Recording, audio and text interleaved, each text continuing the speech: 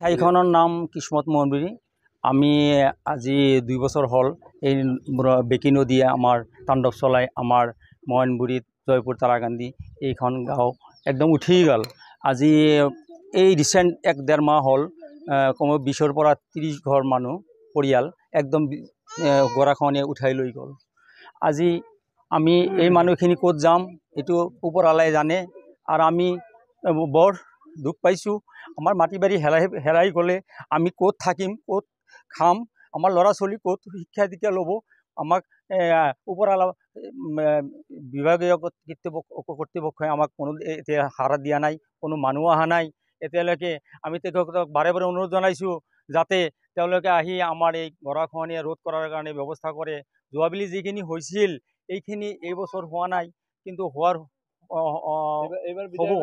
বিধায়ক এতিয়ালৈকে অহা নাই। আমি বিধায়কক বাৰে বাৰে ফোন কৰি আছোঁ। বিধায়ক আহিলে আমাৰ এই নদী বান্ধৰ কামটো আৰম্ভ হ'ব বা আমাক প্ৰটেকশ্যন দিব বুলি আমি ভাবিছিলোঁ। কিন্তু দুখৰ বিষয়, এই বিষয়ে আমি কি ক'ম আৰু ক'ব লাগে আমাৰ একো নাই। ওপৰৱালাৰ ওপৰত দিছোঁ যে আমাৰ ভৰসা এটাই, চৰকাৰক আমি বাৰে বাৰে আহ্বান জনাইছিলোঁ, তথাপিও আমাৰ এই বান্ধটো হোৱা নাই। আমি আশা কৰোঁ অহা দিনত যাতে যিখিনি মাটি বাৰী আছে যদি বান্ধটো হয় তথাপিও আমাৰ পৰিয়াল বা আমি জীয়াই থকাৰ বা আমাৰ ঘৰ বাৰী যিখিনি গৈছে আৰু অলপখিনি যিখিনি আছে থাকিলেও তথাপিও আমি এটা শান্তি পালোঁ হৈ। আমাৰ এই কিসমত মহনবুৰী যিখিনি আমাৰ স্কুল বা মাটি গড় যিখিনি তো গেছে ইয়াত, আমাৰ এতিয়ালৈকে কোনো বিধায়ক বা কোনো মানুহ আমাৰ এই খবৰটো নল'লে। আমি তেওঁক আমি বাৰ ফোনে বা মানুহৰ দ্বাৰা তাক জোৰচুত কৰিছোঁ, কিন্তু সিহঁতে আমাৰ এই ডাকৰ কোনো সাড়া নিদিলে। আমি তাৰ কাৰণে দুঃখিত। আৰু আমাৰ আগন্তুক দিনে যে আমাৰ এই মাটি বাৰী এই গৰাখহনীয়াই লৈ গ'ল, আমাৰ এইখিনিৰ কি ব্যৱস্থা এই চৰকাৰে ল'ব বা আমি আশাবাদী বা আৰু সিজনে জানি আকৌ আমাৰ এই আহি এই গৰাখহনীয়াৰ মানুহৰ দুখ বা কি হৈছে এইটো চাই যাবহে। মানে আজিলৈকে সি অহা নাই। আৰু যিমান খেতি মাটি আমাৰ আছিল চবখনে গৰাখহনীয়া আমাক শেষ কৰি দিছে, নাই আৰু এতিয়া। বহুত আশা কৰি আমি এটা পকা ঘৰ বনাইছিলোঁ। আমি নহয় আৰু আমাৰ গাঁৱৰ মানুহ বেলেগে বনাইছিলে, সবগুলা মানে আমাক গৰাখহনীয়াই লৈ গৈছে। এতিয়ালৈকে আমাৰ ঘৰ নাই।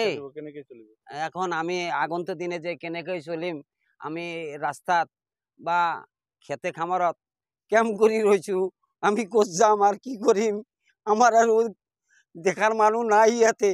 আমি যে কিমান মানুহ গোট খাই ইয়াতে আমি ৰাতি দিন নদীৰ পাৰত বহি থাকি চিন্তা চাৰি মন মাৰি মানে বহি থাকি যে আমাৰ আর কোনো নাই যে আমাক এটা ভাল কথা কৈ বুঝাব। ঠিক আছে, যিখিনি হৈছে আপনাদের থাকক, সামনের দিনত আমি চেষ্টা বা কৰি আছোঁ বা গৰাখহনীয়া ৰোধ কাৰণে আমি চেষ্টা কৰি আছোঁ। আমাৰ সেইখিনি মানুহ আজিলৈকে আমি পোৱা নাই। আমি জিয়কৰ বান্ধটো আমাক যিখিনি ষ্টাৰ্ট কৰিছিল এই যোৱা বছৰ কৰিলে, যদি সোনকালে কৰিলে আমাৰ আজিলৈকে এই ক্ষতিগ্ৰস্ত আমাক নহ'লেহেঁতেন। কিন্তু সিহঁতে কি কৰিলে, বেলেগ মানুহক দি মানে কামটো লেঙিজিনি হ'ল। তাৰ কাৰণে আমাৰ এই কিসমত মহনবুৰী যিটো আমাৰ কৃষি বান্ধ আছিল তাৰ মাজতে নাহিল, এই আধা ৰাস্তাৰ আহি মানে সেইখিনি শেষ হৈ গৈছে। তাৰ কাৰণে আজি আমাৰ মাটি বাৰী পকা ঘৰ গৰাখহনীয়াই লৈ গ'ল। চৰকাৰৰ কি আহ্বান জানাব?